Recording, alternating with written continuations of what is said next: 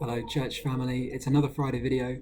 I couldn't quite persuade the children to join me. It's maybe a little bit hot to be cooperative, but we're going to be going through the final line in our church covenant and our membership covenant. So these are the things that we have committed to, the things that we've promised to one another. And coming to the last line in it today, we read this. Together, we commit ourselves to the ongoing mission of Kingsgate through prayer and the sacrificial contribution of our time, talents, and treasure. To work together to make much of Jesus, his glory, and his fame is our first and greatest calling and commitment. Now, I think it's probably not tricky to understand why that's there. We're told repeatedly in the New Testament, if you want to follow Jesus, be his witnesses, glorify God, go and make disciples, be a witness in the way that you live your life. And so I think it's not tricky to understand why that's there, but it might seem tricky to do at times.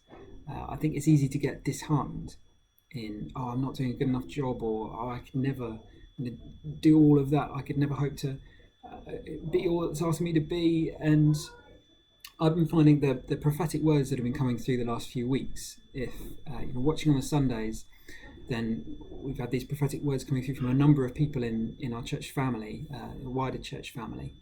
And so Marshall was saying a few weeks ago about this idea of everyone on the field. Hello, Lily. Marshall was saying a few weeks ago this idea of everyone on the field. So there's no substitutes, there's no like backbenchers. It's everyone's in the game, the whole church family.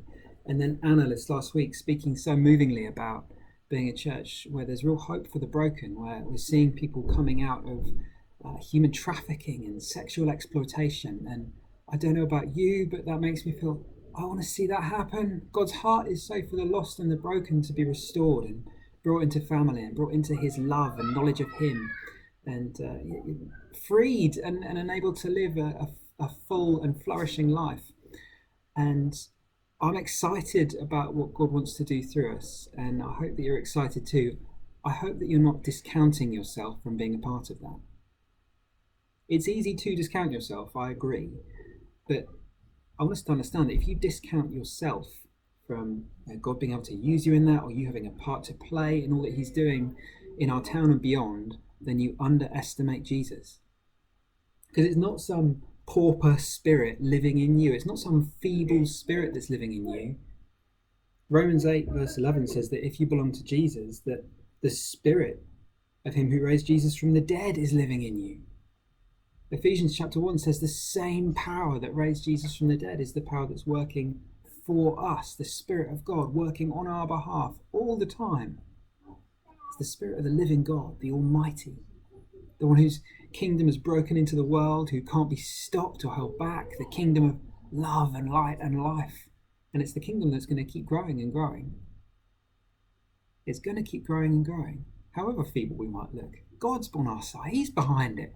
Though the darkness gets darker, until the day that he returns, his kingdom will keep growing, until all things are made new, until his wonderful kingdom covers the whole earth.